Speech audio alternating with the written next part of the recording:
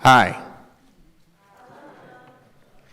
I'm Richard Thompson, and I'm a member of All Souls Unitarian Universalist Church. It's my privilege to welcome you here on this soon-to-be hot day.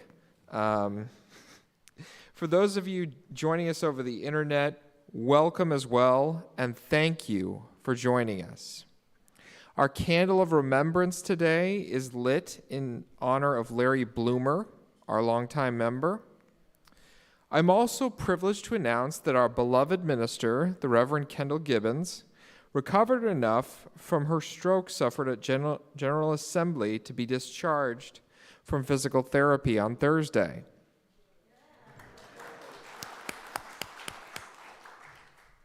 On Friday, Kendall and her husband Mark returned home from Portland, Oregon. Kendall reported that her refrigerator was stocked, dinner was delivered, and she is enjoying her cats. I'd like to read a message from Kendall that Andrea gave us. I am so happy to be home. Thank you to everyone who helped keep the ship afloat. I am looking forward to seeing everyone.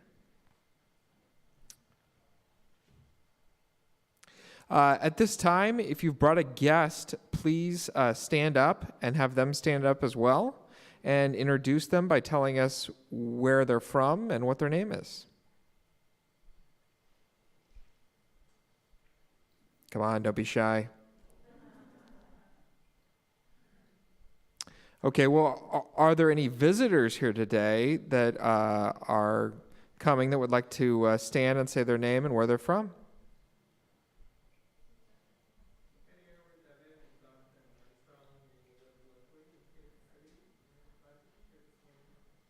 Welcome.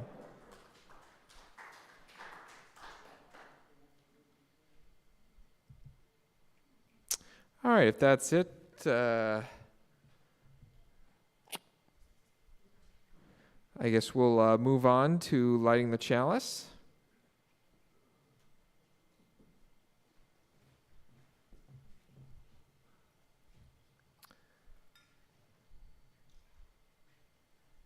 Hello? Can you all hear me all right?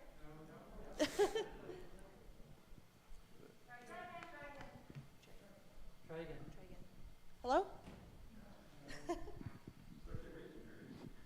I can yell. I can talk pretty loud. Hi, so my name is Carissa Stevens, and I will be lighting this chalice for respect for the interdependent web of all existence of which we are a part, which is Principle 7.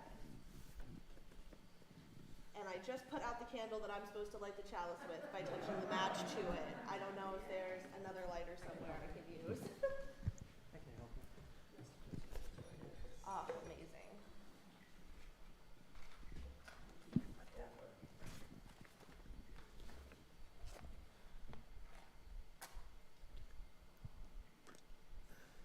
we go. Thank you, Carissa. She's got a good voice, doesn't she? Life is a gift for which we are all grateful, and we gather in community to celebrate the glories and the mysteries of this gift. So our words of gathering today. At this time, please stand as you are able and join in singing Song 21, For the Beauty of the Earth.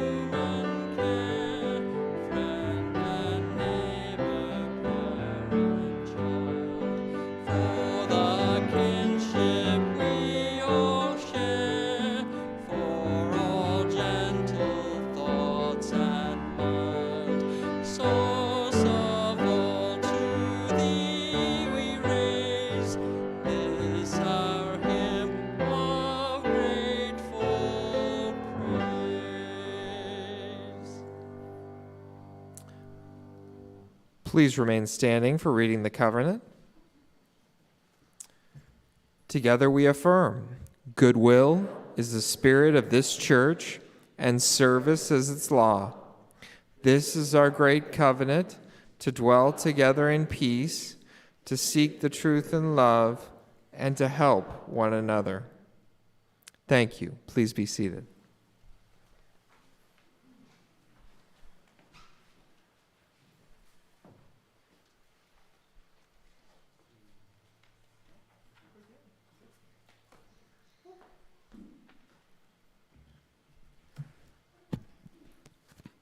Good morning. My name is Isaac Robinson, and I'll be reading One Earth, written by Eileen Spinelli. One wide sweeping sky, 2 honeybees. 3 bunnies in a nest, 4 redwood trees. 5 clumps of yellow flowers, 6 turtles snoozing. 7 dolphins in the sea, 8 seagulls cruising. 9 worms underground, 10 fields to plow.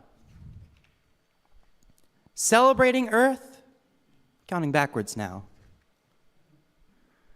10 scraps of litter, toss them in the trash. 9 empty bottles, turn them in for cash. 8 plastic grocery bags, weave them into mats. 7 towels getting thin, good for shelter cats. 6 flannel shirts, too old, cozier than new. 5 lamps to light a room, try to use just 2. 4 pairs of socks with holes, you can learn to sew. 3 avocado seeds, plant and watch them grow. 2 broken bicycles, fixing can be fun. Almost finished counting, now we're down to 1. 1 moon, 1 sun, 1 earth so beautiful. Remember, only 1. Thank you.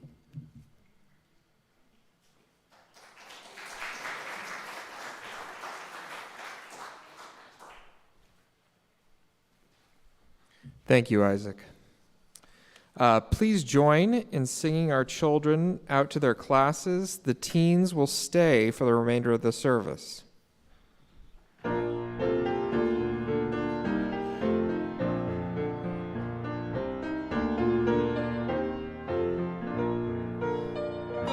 now in peace, may love guide all your ways. Beauty be the blessing of your nights and days. Truth on your lips and kindness in your deeds. Faith to follow where the human spirit leads.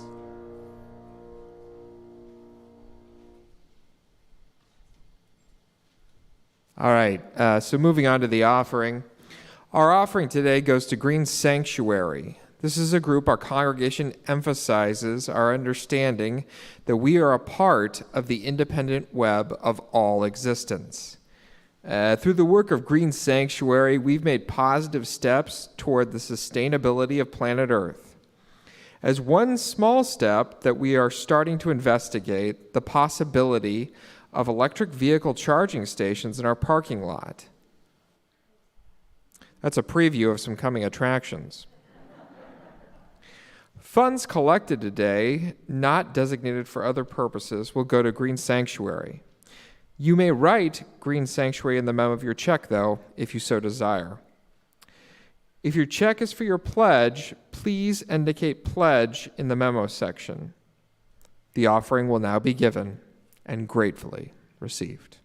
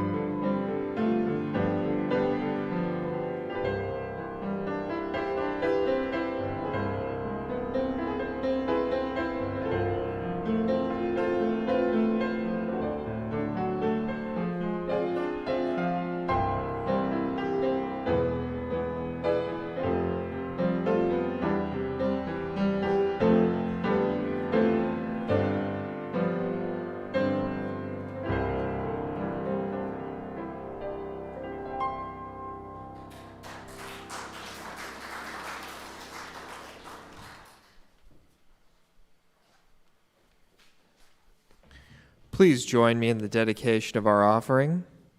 We dedicate our offerings and our actions to the mission at the heart of this congregation, to build a respectful, caring community, to inspire personal and spiritual growth, and to create change toward a just and compassionate society. Thank you.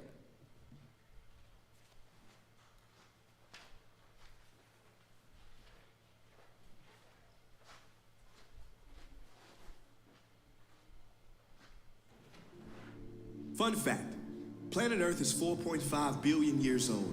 Mankind, about 140,000 years old. Let me put that in perspective.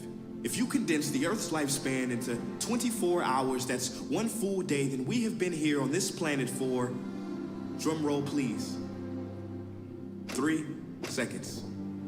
3 seconds. And look what we've done. We have modestly named ourselves Homo sapiens, meaning wise man. But is man really so wise? Smart, yes, and it's good to be smart, but not too smart for your own good. Yes, we have split the atom. Yes, we build clever machines that navigate the universe in search of new homes, but at the same time, those atoms we split created nuclear warfare. In our quest to explore the galaxy, rejects and neglects the home that we have here now, so no, that cannot be wisdom. Wisdom is different.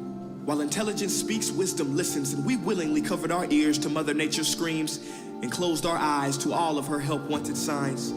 Wisdom knows that every action has an equal and opposite reaction, so if we were wise, we would not be shocked when we see storms that are stronger than ever before, or more drought, hurricanes, and wildfire than ever before, because there's more pollution than ever before, more carbon, more trees cut down than ever before. At a record pace, we have increased the extinction of animals by 1,000 times the normal rate. What a feat. In the next 10 to 100 years, every beloved animal character in every children's book is predicted to go extinct. Lions gone, rhinos gone, tiger, gorilla, elephant, polar bear gone in 3 seconds.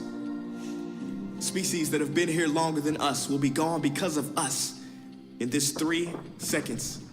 In an existence shorter than a Vine video, we turn the circle of life into our own personal conveyor belt. Somebody, anybody help. We were given so much, the only planet in this solar system with life. I mean, we are 1 in a million. No, actually, scientifically, we are 1 in a billion, trillion. That's a 1 followed by 33 zeros. And I don't want to get too spiritual, but how are we not a miracle? We are perfectly positioned to the sun so we don't burn, but not too distant so we don't turn to ice. Goldilocks said it best. We are just right. This paradise where we are given medicine from trees, not coincidentally, but because like the song says, we are family. Literally, everything, every species is connected genetically, from the sunflower to the sunfish. And this is what we must recognize before it's too late, because the real crisis is not global warming, environmental destruction, or animal agriculture. It is us. These problems are symptoms of us, byproducts of us. Our inner reflection,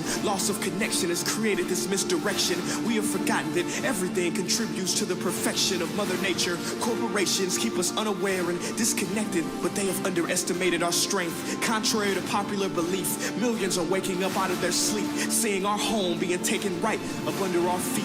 We cannot allow our history to be written by the wicked, greedy, and loony. It is our duty to protect Mother Nature from those who refuse to see her beauty. Call me crazy, but I believe we should have the right to eat food that's safe with ingredients we can pronounce. Drink water that is clean, marvel at trees, breathe air free of toxins. These are natural rights, not things that can be bargained for in Congress.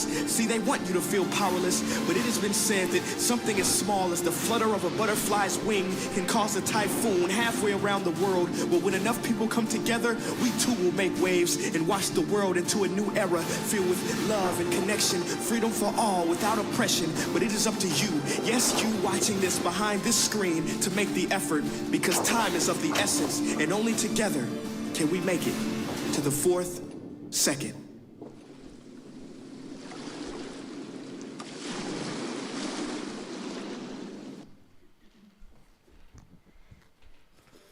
If the Earth's history is represented as a 24-hour day, we have been here 3 seconds. I am currently 70 years old. That is a blink of an eye. Let's look at what's happened during my lifetime. The world population has tripled from 2.6 billion to 9 billion as of this June. When I was born, there were 40 million cars on the road in the US. Now there are 290 million.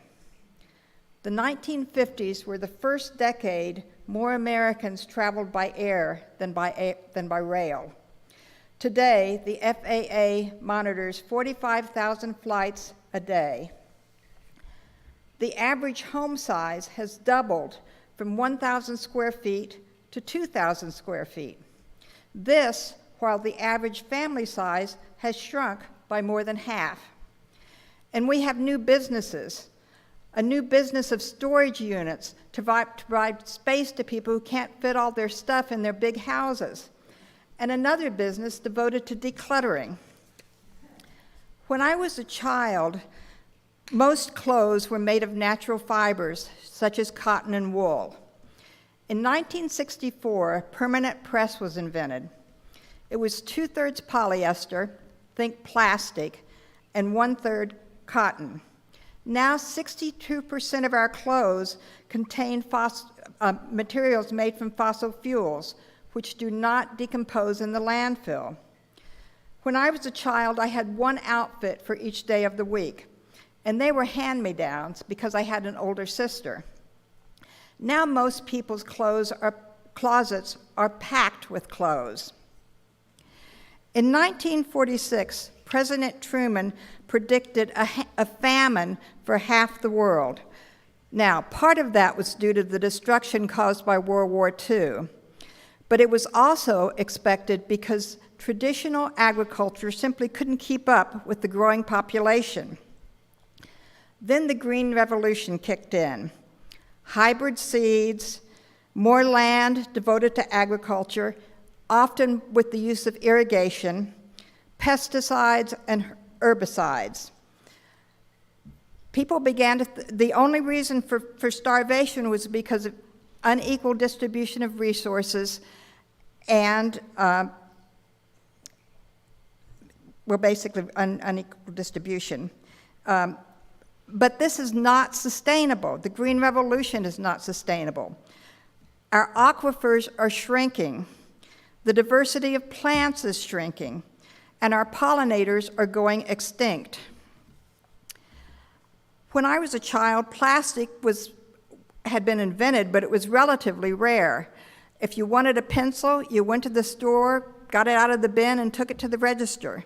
Now, that same pencil is wrapped in plastic with the producer's name on the logo. Plastic bags have proliferated, and in the last few years, it seems like everything in the store is now wrapped in shrink wrap. This is what's happened in the blink of an eye, and change keeps coming faster and faster. What's coming next?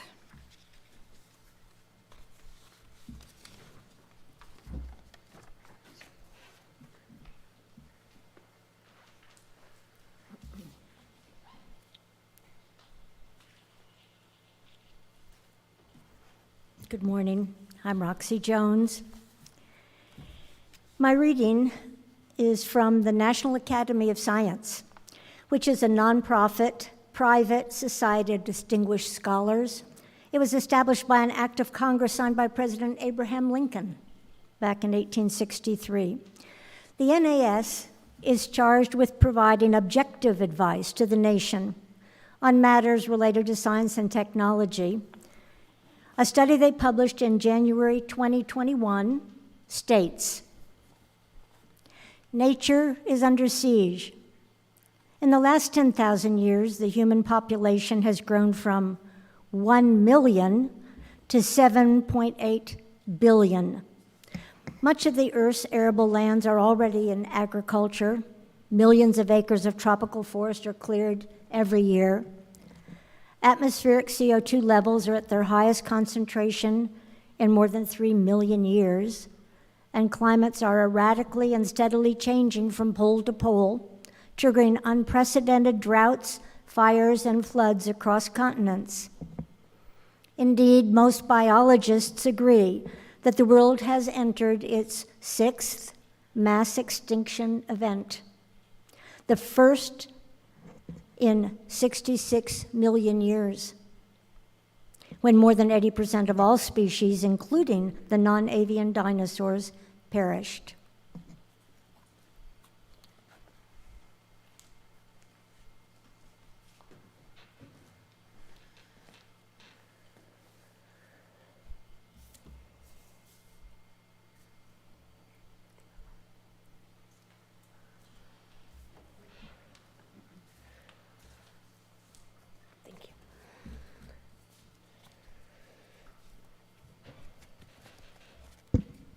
Hello again.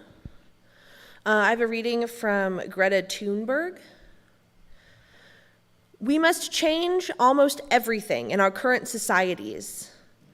The bigger your carbon footprint, the bigger your moral duty.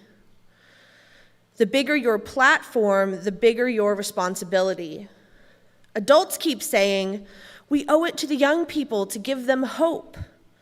But I don't want your hope. I don't want you to be hopeful. I want you to panic. I want you to feel the fear that I feel every day. And then I want you to act. I want you to act as you would in a crisis. I want you to act as if our house is on fire, because it is. Thank you.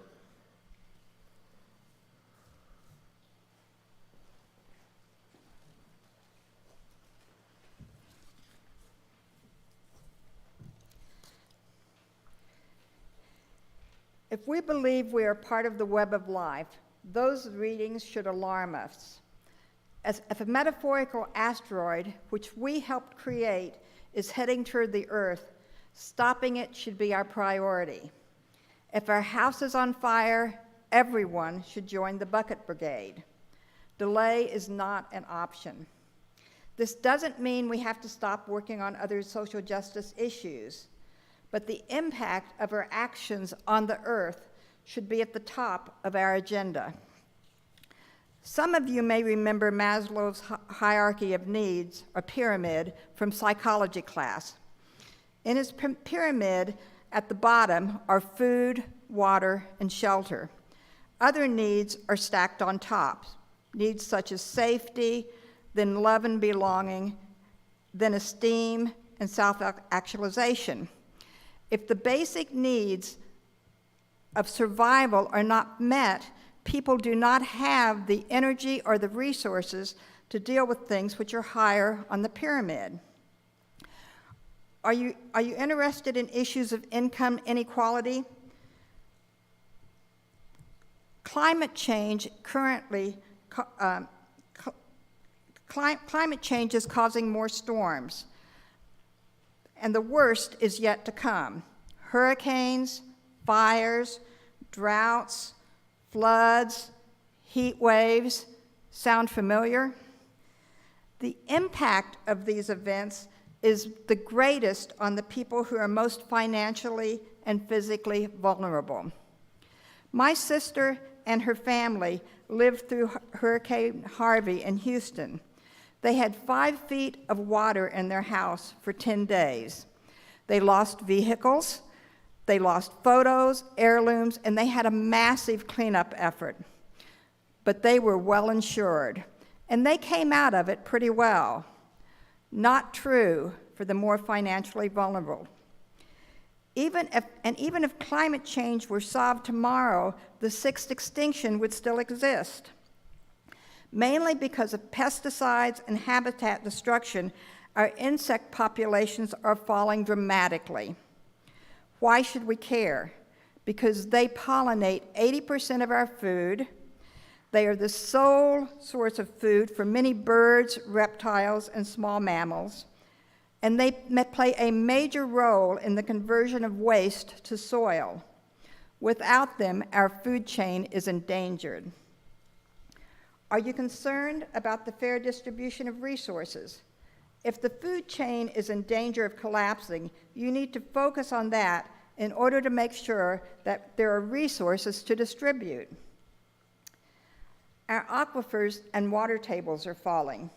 It is expected that the western portion of the United States will run out of water in the next century. Desalination may solve part of this problem, but it is energy intensive, it is expensive, and it has environmental impacts of its own.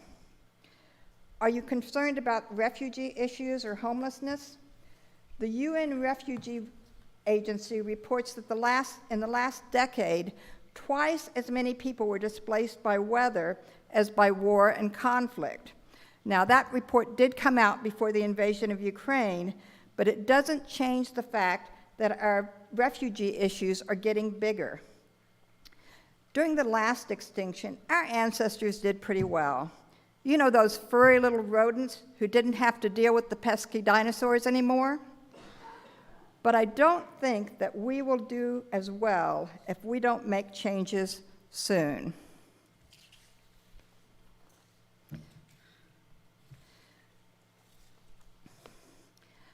A couple of weeks ago, have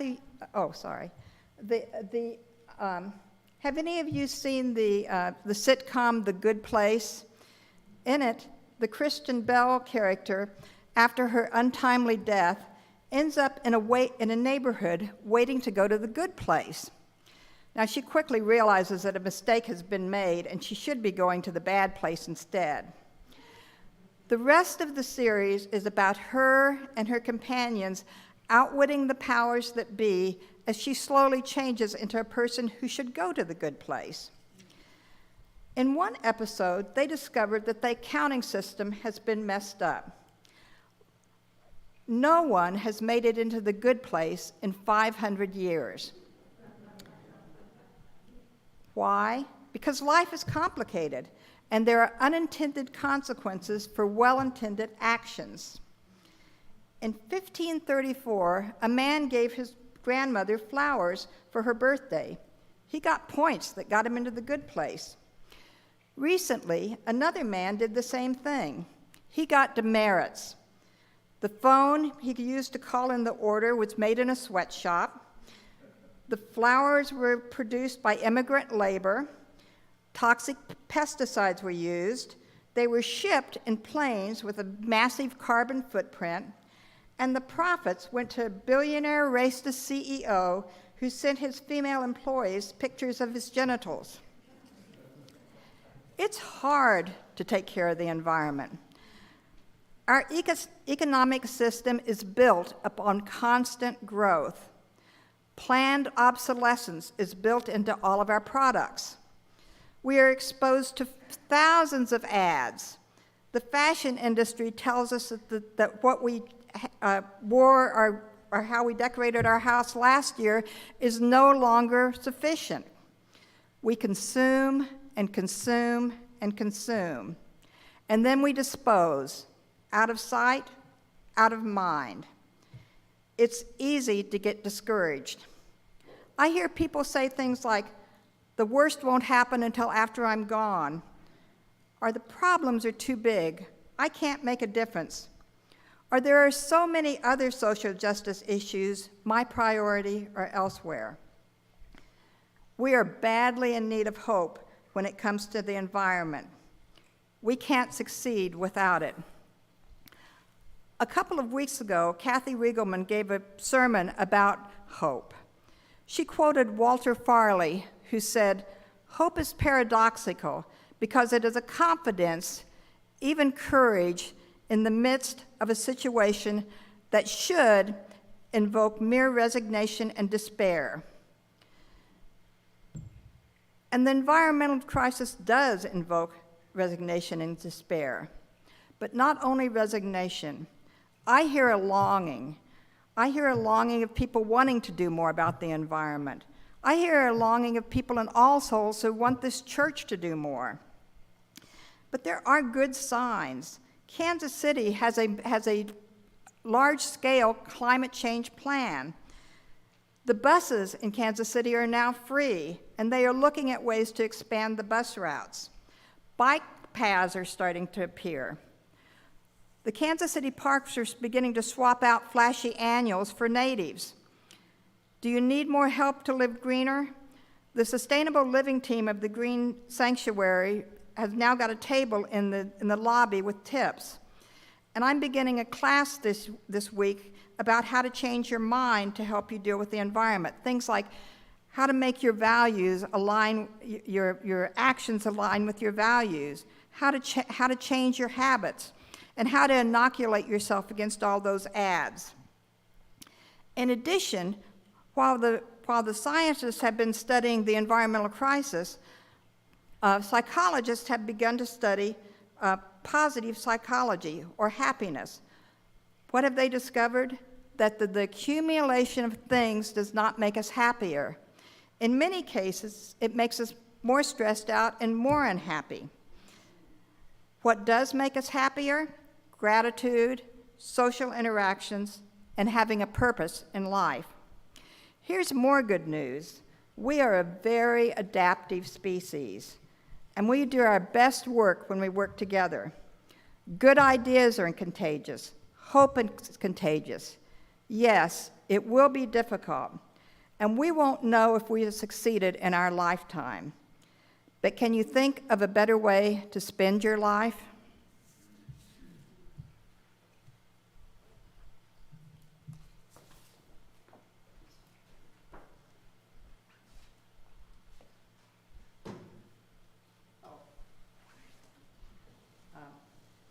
We will now sing song number 176, We Celebrate the Web of Life. We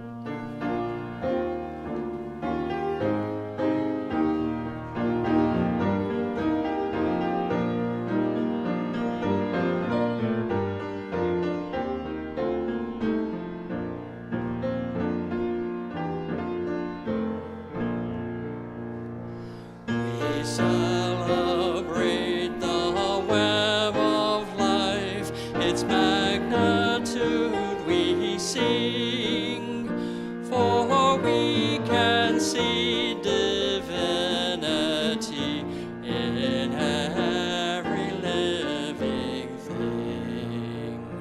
A fragment of the perfect whole in cactus and in quail, as much in tiny barnacle as in the great blue whale. Of ancient dreams we are the sum, our bones link stone to star, and bind our future worlds to come with worlds that were and are. Respect the water, land, and air, which gave all creatures birth. Protect the lives of all that share the glory of the earth.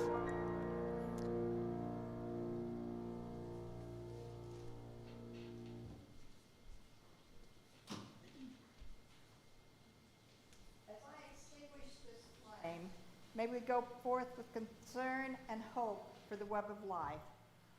May we keep in our minds the words of Margaret Mead. Never doubt that a small group of thoughtful, committed citizens can change the world.